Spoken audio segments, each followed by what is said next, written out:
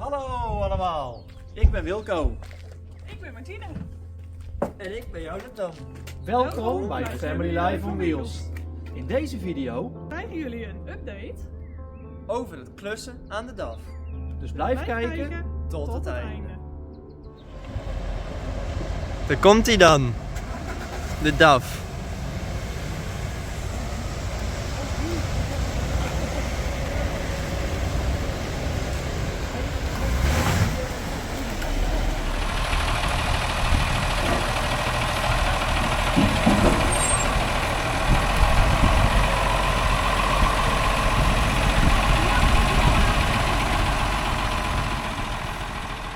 Zoals jullie in de vorige video zagen, was het wiellager kapot gelopen.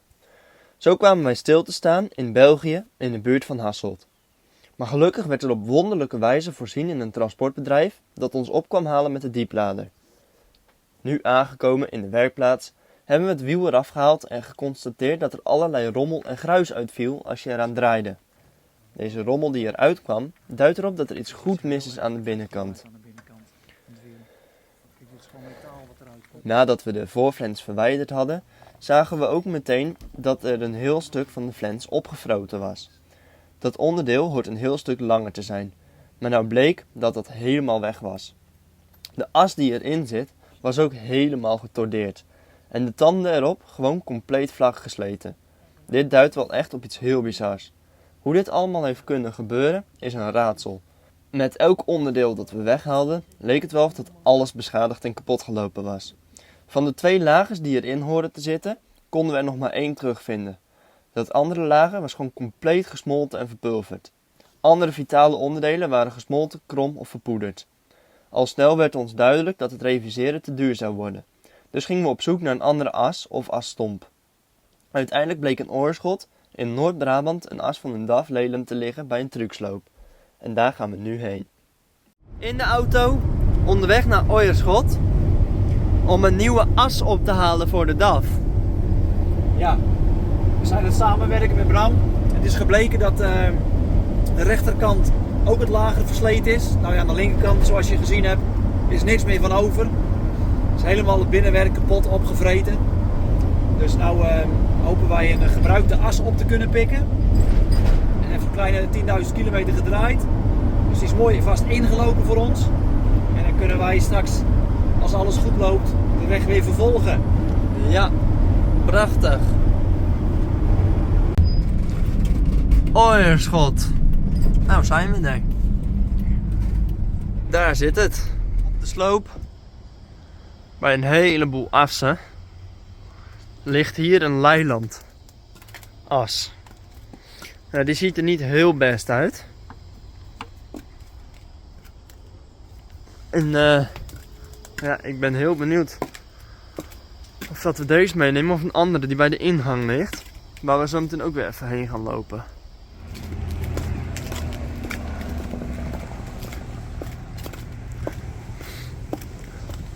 Gigantisch wat hier allemaal ligt. Oude DAF nog. En dit is de as. Die er iets beter uitziet. Maar nog steeds niet helemaal optimaal is. De as gaan wij in stukjes uit elkaar slijpen. Of niet snijden. Dan gaan we hem, deze hele rechterkant gaan we meenemen. En dan hebben we de rechterkant. Die kapot is bij ons. Hier ligt de motor. De Cummins 6BT. Die wij in onze DAF hebben liggen. Die ligt hier in het motorpark.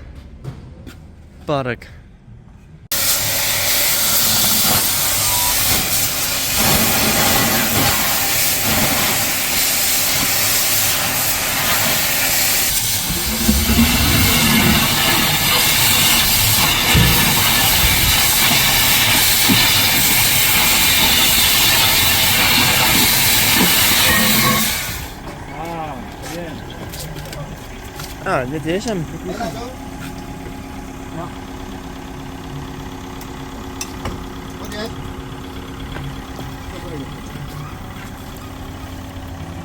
Hallo? Hij ligt erin. Super. Dan gaan we nou Weer 2 uurtjes rijden. Terug. Ja. En dan gaat het wiel er weer op. Dit hebben wij allemaal vervangen. Deze. De hele stom. Met het kapotte lager wat niet meer loopt. Nou ja. Die fusée. Nou ja, dit allemaal. Je ziet het. Die hele tanden die zijn gewoon helemaal glad geworden. Nadat we deze klus goed hebben afgerond, zijn we aan de gang gegaan met de diafragmamembraan wat in de brandstofpomp zit. Een veel voorkomend probleem bij dit type DAF Leylands is dat het diafragma scheurt en zich uit in een enorm vermogensverlies. Dit bemerkten wij al met het rijden, zoals als er geschakeld werd en een dal ontstond waaruit de truck weer moest optrekken. Nadat we een nieuw diafragma hebben besteld, haalden we de pomp los en constateerden we dat het diafragma inderdaad helemaal gescheurd was. En inderdaad, met het maken van een proefrit bleek dat er veel meer vermogen geleverd werd door de truck. Wat erg fijn is in het terreinrijden in het buitenland, maar ook in de bergen en koude gebieden. De volgende grote klus die we onder handen hebben genomen is de koppeling. Allereerst hebben we de versnellingsbak eronderuit gehaald, wat leidde tot een bizarre ontdekking. Verschillende afgebroken bevestigingbouten die ervoor hebben gezorgd dat belangrijke moeren losgetrild zijn. Na het verwijderen van de versnellingsbak hebben we de drukgroep, de koppelingplaten en de starterkrans eruit gehaald om te kijken of dat de krukaskering niet lekte. De krukaskering bleek lek te zijn en toe aan vervanging. Doordat we de kering weghaalden scheurde de kartenpanpakking, wat ervoor zorgde dat we de hele kartenpan eronderuit moesten halen. Na het aftappen van de olie uit het karter bleek de pakking er per nanometer af te komen met een bijteltje. Na de pakking te hebben vervangen en de nieuwe krukaskering erin te hebben geplaatst, de kartenpan weer terug te hebben gezet met de nieuwe pakking, zijn we er klaar voor om nieuwe koppelingplaten en een nieuwe drukgroep te plaatsen. Dat afgerond leek het ons goed om een versnellingsbak upgrade erop te zetten. Dat betekent dat we een gebruikte ZF-bak uit Engeland op de kop getikt hebben en gereed aan het maken zijn voor onze truck. Dat levert ook nog een paar uitdagingen op. Maar waarom doen we nu een andere versnellingsbak? De ZF-bak die we gaan plaatsen, die heeft een betere tandwielratio met een overdrive, waardoor de truck zuiniger gaat rijden, harder kan en comfortabeler gaat rijden. Hier ligt de bumper en de versnellingsbak, die we vanuit Engeland op de kop hebben kunnen tikken om onder de DAF te kunnen plaatsen. Maar, nou zien we hier dit huis en deze schakelbak komt vanaf een Engels voertuig waar dus het stuur aan de rechterkant zit. Om nu te kunnen schakelen moet dit huis omgedraaid worden. Maar helaas, als we het openmaken, dan ontdekken we dat er een heel speciaal binnenwerk in zit. En je kunt dus niet zomaar eventjes deze omdraaien. Nee, er moet een ander huis voor komen. Nou, hier hebben we het aluminium huis. En zoals je ziet is het precies spiegelbeeld ten opzichte van deze. Dus nu gaan we even deze as eruit halen. Die gaan we daarin plaatsen. En ook de rest van de onderdeeltjes. En dan kunnen we deze bak plaatsen onder onze DAF. En kunnen we schakelen zoals we dat gewend waren. Een paar uurtjes verder. En de versnellingsbak zit er weer onder. Geweldig. Met man en macht. Het doorzetten. Is het gelukt. Wat een zegen. Verder zijn we nog bezig met het creëren van een frame achter op de truck waar we het reservewiel mee kunnen nemen, maar ook nog een bak met een generator, extra diesel en dingen zoals een potkrik en vetspuit. Daarnaast zijn we nog aan het wachten op onderdelen om een uitlaatrem te kunnen maken en een grotere turbo te kunnen plaatsen.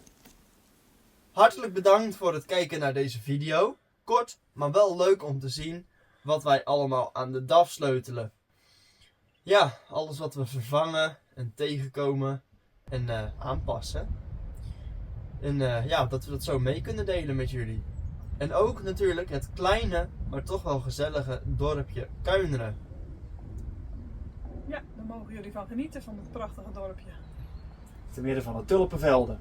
Juist. Ja, het is voor ons echt een bijzondere ervaring zo. Opnieuw weer bij hele lieve mensen. Waar we met man en macht samen mogen werken. Waar we toch soms ook best wel dikke uitdagingen tegenkomen. Dat je soms het gevoel hebt van man, moet dat zo? Maar al met al leren we ook door deze weg heen te volharden. En door te zetten daar waar het moeilijk wordt. En je ziet dat in heel veel verschillende facetten van het leven soms voor kan komen. Hè? Op geestelijk gebied, tegenslagen, verdrietige dingen. Maar zo ook in de praktijk. Gewoon door met je handen bezig te zijn. En wat het leuke is, wij leren natuurlijk samen nu die truc echt van binnen en van buiten kennen. Ja. En dat geeft ook wel weer een heel fijn gevoel, eerlijk gezegd. En dat Hè? hoort ook wel een beetje bij het leven, hè? Dat soms dingen gewoon even tegenzitten. Ja, dat En is bij waar. een oude truc, dat er eens een bout afbreekt of dat hij zo moe vast zit dat je hem nooit meer loskrijgt voor je gevoel.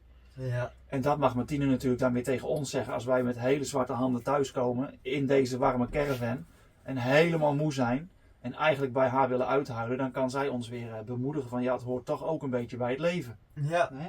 Ja, En zo zo zie je is dat dat. je heel veel kunt leren van zo'n project. Over mooie dingen. Doorzetten door tegenslagen heen. En dat is allemaal vaardigheden die je nodig hebt als je reist. En, Ja, en tijdens de proefrit, dan kan het je soms best overvallen dat je zo'n brok techniek bij je hebt. Maar juist als je dan in de put bezig bent, en ernaast, en erop, en eronder, dan ga je het steeds meer onder de knie krijgen. En Niet geestelijk in de put, maar in de smeerput. Juist. mooie aanvulling. Ja, geweldig. Ja, heel mooi. En zo zijn we ook heel benieuwd hoe de truc zich zo meteen gaat verhouden. Want wij hebben nu al een heel tijdje er niet meer mee gereden. Ik ben best wel benieuwd hoe de nieuwe versnellingsbak rijdt. En de nieuwe turbo, de motorrem. Ik ben allemaal heel benieuwd. We hoe gaan dat, jullie op de gaat. hoogte houden Juist. van het eerste ritje weer. We zien er naar uit. Dank wel voor jullie meeleven. Dank voor jullie gebed. En we waarderen dat bijzonder. En zijn erg blij om jullie zo, als het ware, met ons mee te nemen in dit hele traject. In dit project. Op weg naar wat er weer voor ons ligt. Ja. Er is ook weer een nieuwe nieuwsbrief uitgegaan. Begin april. Dus mocht je die nog niet hebben ontvangen, dan kan je altijd even een mailtje sturen. Of misschien zit hij in je spambox. Dus daar kan je ook nog even een kijkje nemen. Oké, Ja. bedankt weer. Bedankt voor het kijken. Vergeet niet te abonneren. Dan krijg je de volgende video vanzelf weer binnen. Zo is dat. Doei doeg. Doeg!